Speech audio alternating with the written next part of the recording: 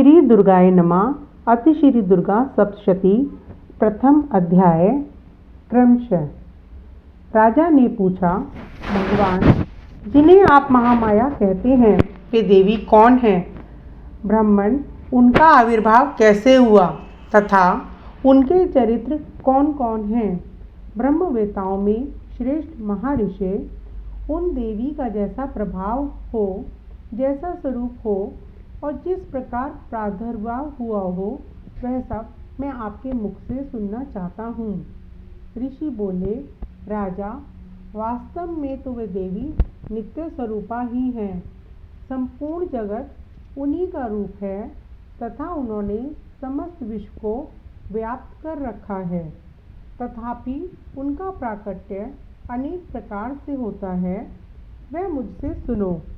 यद्यपि वे नित्य और अजन्मा है, तथापि जब देवताओं का कार्य सिद्ध करने के लिए प्रकट होती हैं, उस समय लोक में उत्पन्न हुई कहलाती हैं।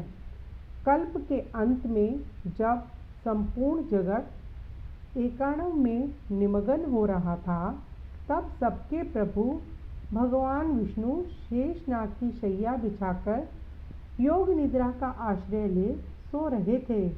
उस समय उनके कानों के मैल से दो भयंकर असुर उत्पन्न हुए, जो मधु और कैटभ के नाम से विख्यात थे। वे दोनों ब्रह्मा जी का वध करने को तैयार हो गए। भगवान विष्णु के नाभि कमल में विराजमान प्रजापति ब्रह्मा जी ने जब उन दोनों भयानक असुरों को अपने पास आया हुआ देखा और भगवान को सोया हुआ देखा, तब एकाग्र चित्त होकर उन्होंने भगवान विष्णु को जगाने के लिए उनके नेत्रों में निवास करने वाली योग निद्रा का स्तवन प्रारंभ किया, जो इस विश्व की अधीश्वरी, जगत को धारण करने वाली, संसार का पालन और संहार करने वाली तथा तेज स्वरूप भगवान विष्णु की अनुपम शक्ति है। उन्हीं भगवती निद्रा देवी की भगवान ब्रह्मा स्तुति करने लगे। ब्रह्मा जी ने कहा, देवी तुम्ही स्वाहा, तुम्ही स्वधा और तुम्ही वष्टकार हो। स्वर भी तुम्हारे ही स्वरूप हैं। तुम्ही जीवनदायिनी सुधा हो। नित्य प्रणव में उकार, अकार, मकार इन तीनों मात्राओं के रूप में तुम स्थित हो तथा इन तीन मात्राओं के अतिरिक्त जो बिंदु रूपा नित्य अर्ध मात्रा है, जिनका विशेष रूप से उच्चारण नहीं किया जा सकता, वह भी तुम ही हो। देवी तुम ही संध्या, सावित्री तथा परम जननी हो। देवी तुम ही इस विश्व ब्रह्मांड को धारण करती हो। तुमसे ही इस जगत की सृष्टि होती है। तुम्ही से इसका पालन होता है और सदा तुम्ही कल्प के अंत में सबको अपना ग्रास बना लेती हो। हे जगन्मयी देवी, इस जगत की उत्पत्ति का समय तुम सृष्टि रूपा हो, पालन काल में स्थिति रूपा हो तथा कल्पांत के समय संहार रूप धारण करने वाली हो। तुम्ही महाविद्या, महामाया, महामेघा, महास्मृति, महामोहरूपा, महादेवी और महासुरी हो। तुम्ही तीन गुणों को उत्पन्न करने वाली सबकी प्रकृति हो। भयंकर कालरात्रि, महारात्रि और मोहरात्रि भी तुम्ही हो। तुम्ही श्री, तुम्ही ईश्वरी, तुम्ही ह्रीं और तुम्ही बोध स्वरूपा बुद्धि हो। लज्जा, पुष्टि, तुष्टि, शांति और क्षमा भी तुम्ही हो। तुम खड्ग धारणी, शूल धारणी, घोर रूपा तथा गदा, चक्र, शंख और धनुष धारण करने वाली हो। बाण, भुषंडी और परिध ये भी तुम्हारे अस्त्र हैं। तुम सौम्य और सौम्यतर हो। इतना ही नहीं, जितने भी सौम्य एवं सुंदर पदार्थ हैं उन सब की अपेक्षा तुम अत्यधिक सुंदरी हो। पर और अपर सबसे परे रहने वाली परमेश्वरी तुम्ही हो। सर्वस्वरूपे देवी कहीं भी सत असत रूप से जो कुछ वस्तुएं हैं और उनकी जो शक्ति है वह तुम्ही हो। ऐसी अवस्था में तुम्हारी स्थिति क्या हो सकती है? जो इस जगत की सृष्टि, पालन और संहार करते हैं, उन भगवान को भी जब तुमने निद्रा के अधीन कर दिया है, तब तुम्हारी स्तुति करने में यहाँ कौन समर्थ हो सकता है?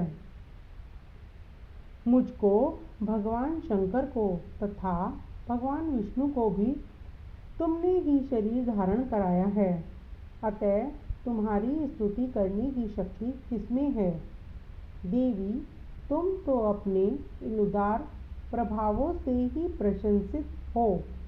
ये जो दोनों दुर्दय असुर मधु और कैटभ हैं, इनको मोह में डाल दो और जगदीश्वर भगवान विष्णु को शीघ्र ही जगा दो। साथ ही इनके अंदर इन दोनों महान असुरों को मार डालने की बुद्धि उत्पन्न कर दो।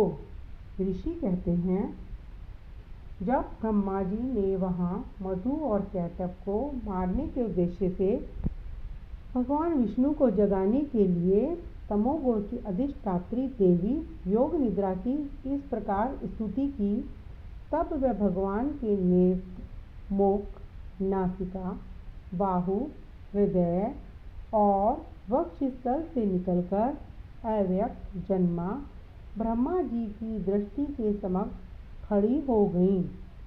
योग निद्रा से मुक्त होने पर जगत के स्वामी भगवान जनार्दन उस एकाणव के जल में शेषनाग की शैया से जाग उठे।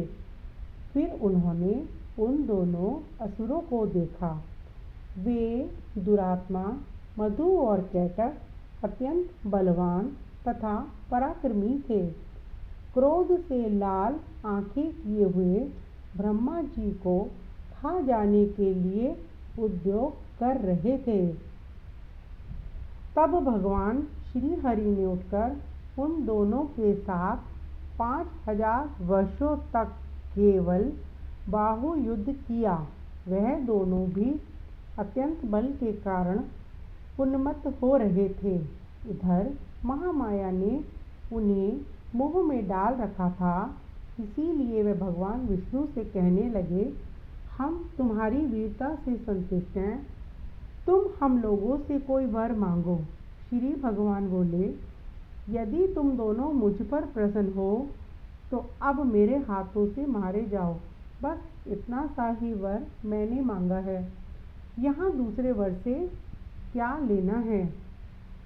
ऋषि कहते हैं, इस प्रकार धोखे में आ जाने पर जब उन्होंने संपूर्ण जगत में जल ही जल देखा, तब कमल नयन भगवान ने कहा, जहाँ सूखा स्थान हो वहीं हमारा वध करो। ऋषि कहते हैं, तब तथास्तु कहकर शंख, चक्र और गदा धारण करने वाले भगवान ने उन दोनों के मस्तक अपनी जांघ पर रखकर चक्र से काट डाले। इस प्रकार यह देवी महामाया ब्रह्मा जी की स्तुति करने पर स्वयं प्रकट हुई थीं। अब पुनः तुमसे उनके प्रभाव का वर्णन करता हूँ, सुनो। इति मार्कंडेय पुराणे सावर्णिके मन्वंतरे देवी महात्म्ये मधुकैटभ वधो नाम प्रथमो अध्याय। प्रथम अध्याय समाप्त हुआ। दुर्गा सप्तशती का दूसरा अध्याय मेरी दूसरी वीडियो में सुने। धन्यवाद।